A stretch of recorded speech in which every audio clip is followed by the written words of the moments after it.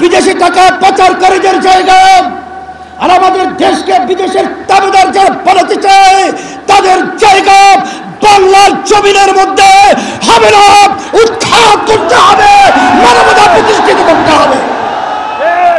আজকে এই সমাবেশ প্রমাণ করেছে দক্ষিণ অঞ্চল, বিশেষ করে বরিশালের মাটি ইসলামের ঘাঁটি। আজকে এই সমাবেশ প্রমাণিত করেছে 53 বছর পর্যন্ত মানুষ যে চেয়েছিল সাম্য, মানবিক মর্যাদা, ন্যায় বিচার প্রতিষ্ঠা, 53 বছর আমরা না পাওয়ায় আজকে সমাবেশের মাধ্যমে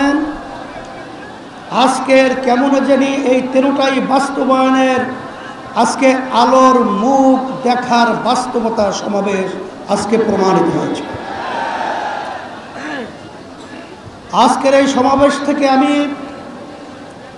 বিশেষ করে যারা ক্ষমতা প্রেমিক রয়েছেন, যারা বিভিন্ন সময় মুখরোচক কথার মাধ্যমে আমাদের বাংলাদেশের মানুষকে বারবার বোকা পেয়ে ধোঁকা দিয়ে ক্ষমতায় যাওয়ার পরে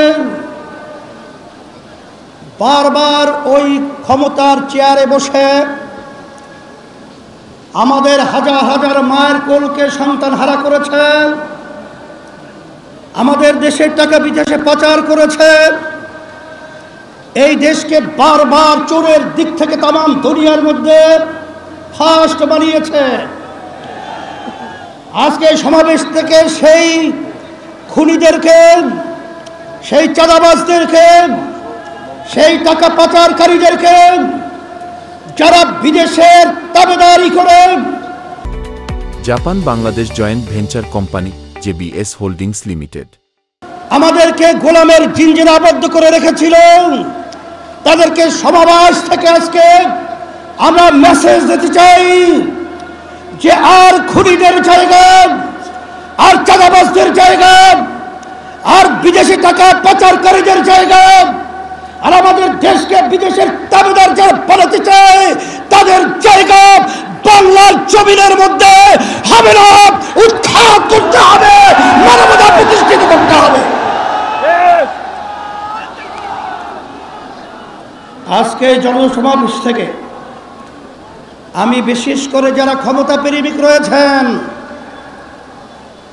আপনাদেরকে পরিষ্কারভাবে মেসেজ দিতে চাই, 2024 এই দেশকে অভ্যুত্থানের জন্য যারা জীবন দিয়েছে, রক্ত দিয়েছে, পঙ্গু হয়েছে, চক্ষু হারিয়েছে, এখনো মায়ের কান্না বন্ধ হয় নাই, এখনো সেই দৃশ্য আমাদের চোখের সামনে থেকে বিলীন হয় নাই, এরপরেও যারা নাকি ক্ষমতা প্রেমিক, যারা আমাদের বাংলাদেশের মানুষকে নিয়ে, দেশকে নিয়ে মানবতার বিরুদ্ধে যারা চাঁদাবাজ অগ্রাধিকার দিয়েছেন, যারা বিদেশি দাবিদারদের এজেন্ডা বাস্তবায়নের জন্য যারা আমাদের দেশকে